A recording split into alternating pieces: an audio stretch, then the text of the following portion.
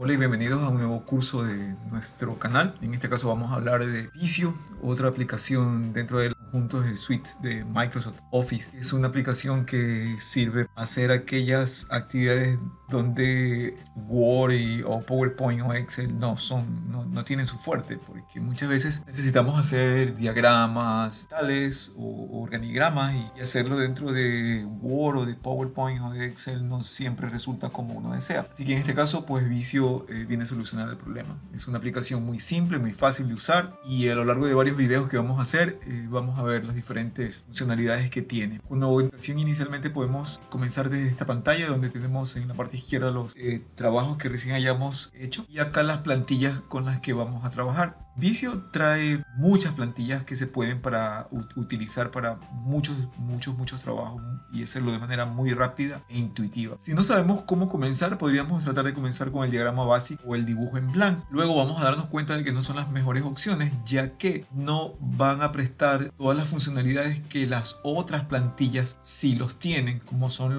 las formas inteligentes y el tipo de conexiones más precisas y las herramientas a la mano. Así que, por ejemplo, si yo entro dentro de un diagrama básico, el aspecto de mi pantalla va a ser este. Aprovechemos y hablemos un poco sobre el entorno de Visio.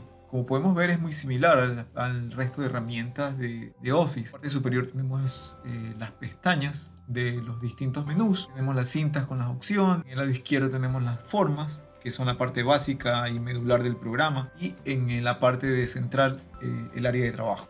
En Visio podemos hacer diferentes tipos de organigramas. Por ejemplo, un diagrama de flujo, un organigrama, crear líneas de tiempo similares a las de Project. Podemos hacer mapas, planos de casas, de oficinas, lluvias de ideas y un sinnúmero de formatos de diagramas muy variados, todo tipo de actividad y de la manera más fácil e intuitiva de hacer.